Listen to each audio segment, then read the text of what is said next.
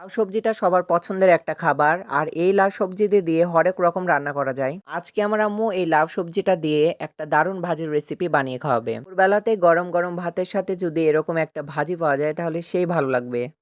বাহ! ভাজি দিয়ে সুন্দর ঘ্রাণ ছড়াচ্ছে। আসসালামু আলাইকুম, কি অবস্থা সবার? আজকে লাউ দিয়ে একটা দারুণ ভাজি রেসিপি তোমাদের সামনে শেয়ার করব। লাউ দিয়ে তো আমরা বিভিন্ন রকম রান্না করে থাকি। আজকে লাউ আর শুটকি মাছের একটা সুন্দর ভাজির রেসিপি করে দেখাবো। আমার আম্মু তো একবার সরু করে চিকন, চিকন করে লাউগুলো কেটে নিয়েছিল। আমি একটু লবণ দিয়ে সেগুলো ভালো করে মাখিয়ে নিচ্ছিলাম। এটা দেবে, দেবে মাখাচ্ছিলাম যাতে এর মধ্যে থেকে রসগুলো বের হয়ে যায়। এটা অনেক পাতলা এবং তুলতুলে হয়। আমরা প্রায়ই দেখি যে কোনো নরম সবজি সেটা নরম হলেও রান্না করার টাইমে সেটা শক্ত হয়ে যায়। তাই এটা আমার রান্না করার টাইমে একটু লবণ ছিটিয়ে যদি মাখানো যায় তাহলে একটু ভালো হয়। এটা তো আমার মেরে নেওয়া শেষ। এখন সুন্দর পরিষ্কার পানিতে ধৌত করে নিচ্ছিলাম।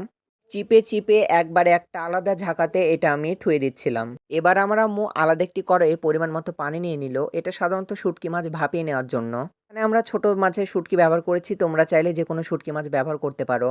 শুঁটকি মাছগুলো ভাপিয়ে নেওয়া শেষ। এবার আম্মু পরিষ্কার পানিতে সেটা ধুয়ে নিচ্ছিল। এবার অন্য একটি কড়াইয়ে সামান্য পরিমাণে তেল দিয়ে ভাপিয়ে রাখা শুঁটকি মাছগুলো সে তেলের মধ্যে ফোড়ন দিয়ে দিল। এই শুঁটকি মাছগুলো হালকা করে ভেজে নিতে হবে, খুব ডিপ ভাজা যাবে না, একেবারে লাল রং করে ভেজে নিতে হবে। শুঁটকি মাছ তো ভাজা শেষ, এবার ওই তেলের মধ্যেই কেটে রাখা লাউর টুকরোগুলো ফোড়ন দিয়ে দিল। এবার লাউয়ের মধ্যে পরিমাণ মতো হলুদের গুঁড়া দিয়ে দিল। এবার স্বাদ মতো লবণ এবং কেটে রাখা কাঁচামরিচ, কাঁচা পেঁয়াজ কুচি ফোড়ন দিয়ে সমস্ত উপকরণগুলো ভালো করে নাড়াচাড়া করে নিচ্ছিল। লাউ দিয়ে শুঁটকি মাছের ভাজিটা এত স্বাদ হতে পারে, না খেলে বুঝতে পারতাম না। শুঁটকি মাছগুলো কি সুন্দর লাগছে তাই না? একবারে লাল লাল করে ভাজা।